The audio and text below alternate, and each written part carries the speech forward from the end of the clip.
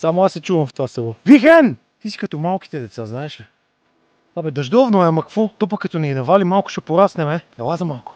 Ела. Изтърси самосвала там и е готов вече за тичане и неговите си магари. Как та не мога да заснема едно видео в някакво хубаво слънчево време? Или ще е такова дъждовно, или ще е някакво мрачно. Ама нормално. То като снимам всеки път вечерта в 6 часа, какво да е? Какво правиш там, ела? Чехословашкият вълчак е куче на стихиите. Когато има дъжд, сняг или тем подобно лошо време, някакси се едно пробуждат в него вълка. Тогава е по-енергичен, по-жив от всякога. Тогава обича да тича, да си играе и все едно е по-щастлив. А пък и аз. Това е нашето място. Е тук нагоре, по баира. Владе, къде ми бегаш сега? Там не да ходиш, че има бодлива тел.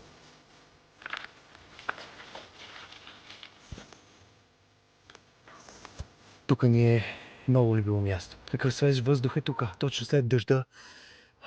Ай се прибира. Не искаш ли?